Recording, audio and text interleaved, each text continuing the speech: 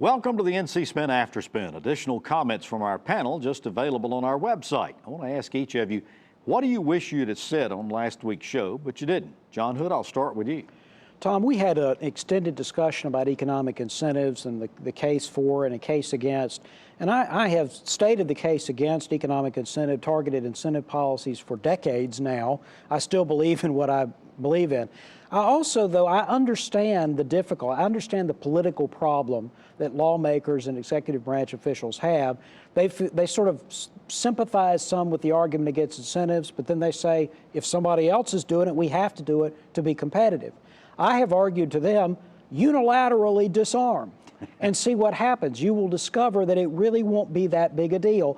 The vast majority of economic development has nothing to do with multi-state negotiated incentive deals anyway. But I if we understand disarm they're and not other going to. states don't, what happens? What happens is the people whose job it is to recruit big chunks of jobs and big packages might be affected, but the overall economy is not going to be noticeably affected, in my opinion. I know that's a position they don't buy, and I understand why they don't buy it, but I still think I'm right. All right. Howard, what do you wish you'd have said on last week's show? Last week, we gave attention to the protests that have been occurring at different levels, especially in the Congress. That is not my style. I certainly am not a protester these days because I believe that I can use my power and influence to bring about change in other ways.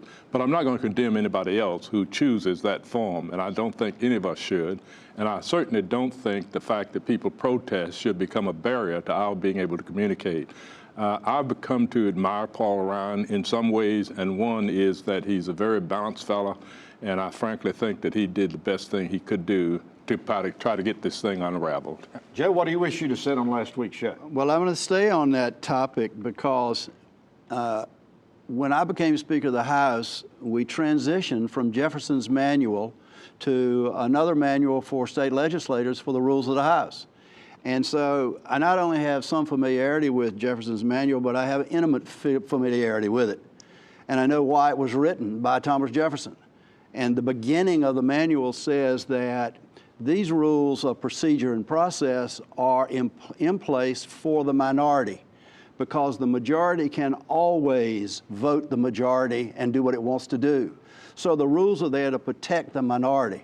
And when the minority in the U.S. Congress and the House of Representatives sits down, rather than understanding the rules and using logic, rather than to do that and just sit down and say, I'm simply not going to play the game. Not only that, but I'm going to obstruct the entire game. Well, just a point of question. What's the difference between that and conducting a filibuster?